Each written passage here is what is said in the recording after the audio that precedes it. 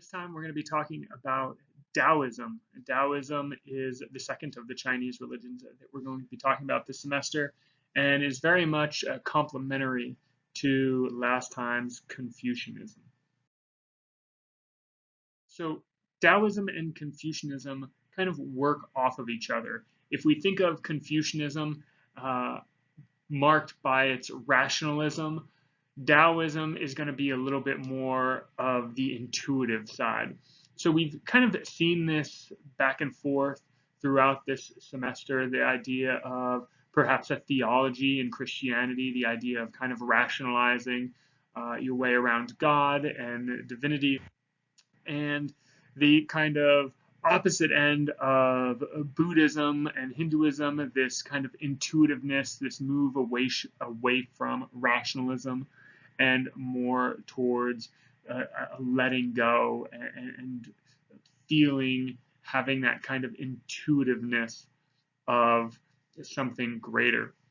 And so, because of these both Confucianism and Taoism deal with that kind of yin and yang mentality of nature, of the flow of the universe, many people are both Taoists and Confucianists. They're not contradictory religions as we've seen with some of the different religions we've looked at.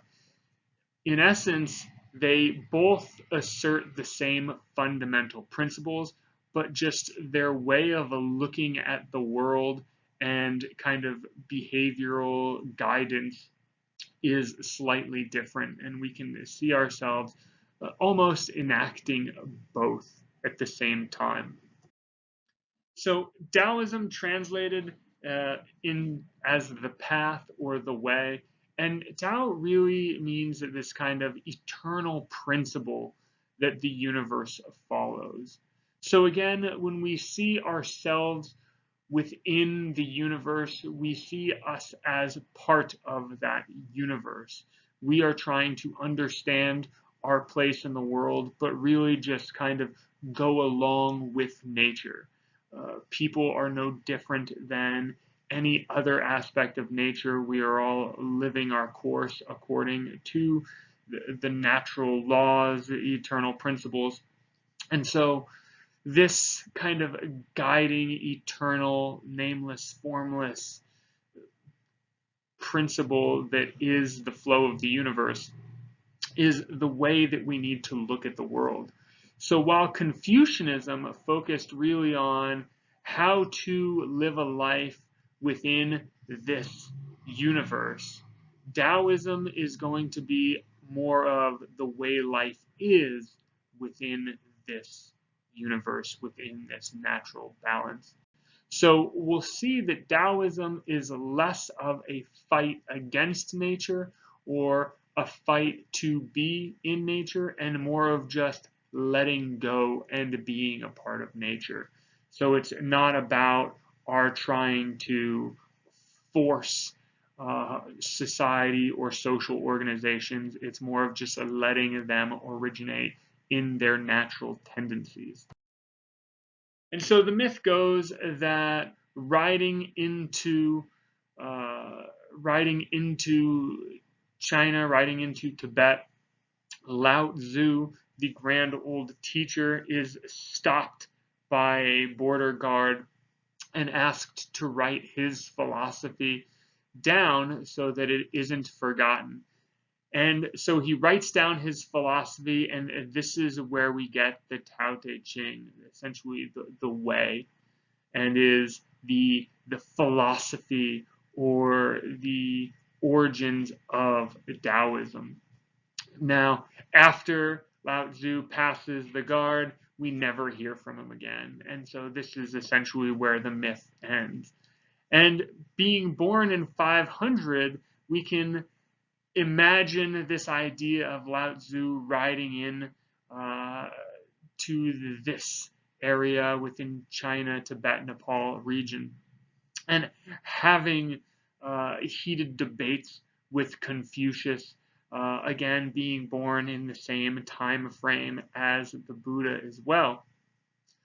But of course, this is just the myth of the story. Historically, when we look at Taoism from a historic perspective, we see a slightly different, kind of less romanticized picture.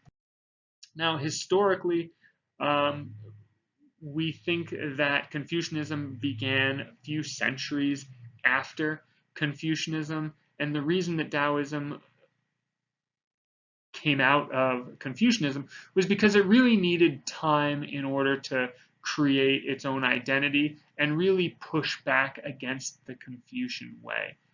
And so we think probably there needs to be this enough time to merit a kind of widespread reaction or rebuttal to Confucianism. So looking 2 centuries really after the forming of Confucianism and the life of Confucius. And so Taoism has since split into 3 primary branches. There is a religious Taoism, an esoteric or more kind of mysticism form of Taoism, and then the philosophical form of Taoism. And that's going to be the one that we're kind of considering in this class, even though the religious aspect is part of a religion class. It's the philosophical that's really going to latch on to and add that kind of complementary element, but also be a kind of reaction to Confucianism. And so we can see more in more detail the understandings, the way that Taoism exists in its relation to Confucianism. When we look at religious Taoism, we start to see a much different, broader, branching off form of a religion that doesn't necessarily agree with or complement Confucianism, and also doesn't really kind of go along with the idea of Taoism from a philosophical ground point. So with the basic principles of Taoism, they're very similar to Confucianism. Again, that Chinese religion, this kind of yin-yang balancing, natural way of life. The concept of Wu Wei in Taoism, or letting go, is essentially that everything kind of has a natural tendency to act harmoniously with the rest of the universe. Now, with this being the case, we often try to construct artificial obstacles that really obstruct us from getting this harmonious balance. So we're often trying to cheat the system by getting outside of this balance in order to create advantages for ourselves. But it is this natural tendency of the world that will eventually balance everything out, right? Create this yin and yang idea. So when we look at Wu Wei, we think of the idea of just letting nature take its course, letting this balance affect us. So taking perhaps a more passive stance in the world, something different from what we saw with Confucianism. Remember, with Confucianism, we have these different steps to take in order to live according to the way of nature, in order to form governments, to make sure that our families are operating properly. But with Taoism, we see that trying to gain the system, trying to take advantage and create these structures often work against the grain of things. And because of this yin and yang mentality, things will eventually balance themselves out. So it's more in our best interest to just let go and act harmoniously with nature. And so we can see an example of this, perhaps if I were to be in a hurry, I might try and speed down the highway. I might try and go beyond the speed limit in order to get to where I need to go quicker. But according to Wu Wei, according to this kind of harmonious balance, it is these acts that often create obstacles that will essentially punish us for trying to cheat the system. So, in my haste to get to work, I might be speeding down the highway, but then get pulled over and then lose time, more time, than if I would have just gone the speed limit and been 5 minutes late, 10 minutes late. Now I get pulled over and have to go through that rigmarole, which will end up lose probably 30 or 45 minutes to my commute. We can also see the same thing in playing sports. You want to make sure that you practice to get better in sports, but too much practice or too much exertion when trying to practice is often counterproductive to what you're doing. For instance, if I were to practice shooting free throws in basketball, going through the motion, shooting free throws, I can do that for so long.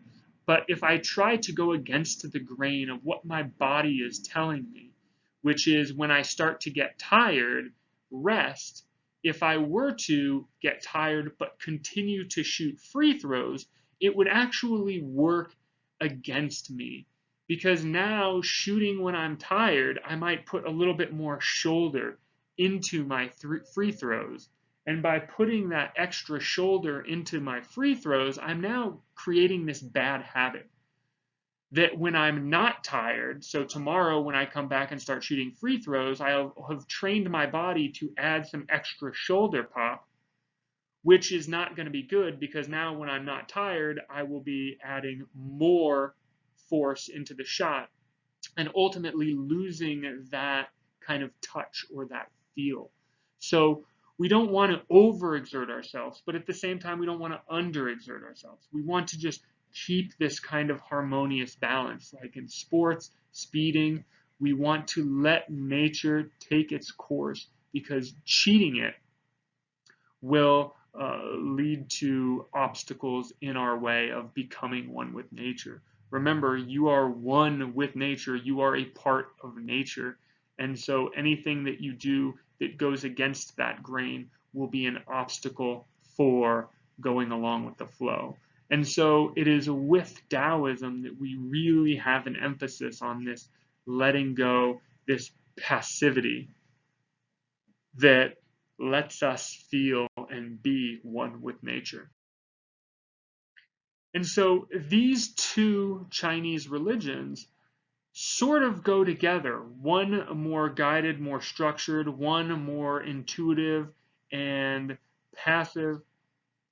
And so we may look at these two and see that when taken to extremes, if I were to just be a Taoist or if I were to just be a Confucianist, then I might over I might overexert one side of the yin and the yang, right? For instance, Taoism, when taken to an extreme, if I'm taking passivity and letting go to an extreme, well, I'm just going to become lazy. I'm just going to let life happen to me.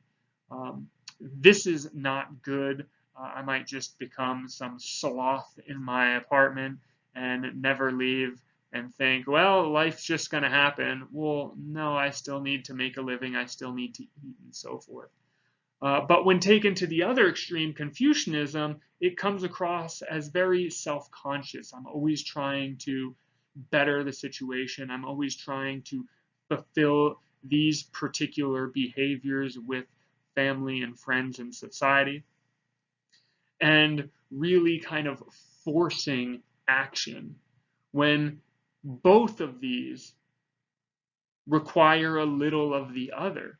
So we only want to let go if at the same time we understand that we still will have to try, we still will have to behave in a certain way in order to conduct ourselves with society.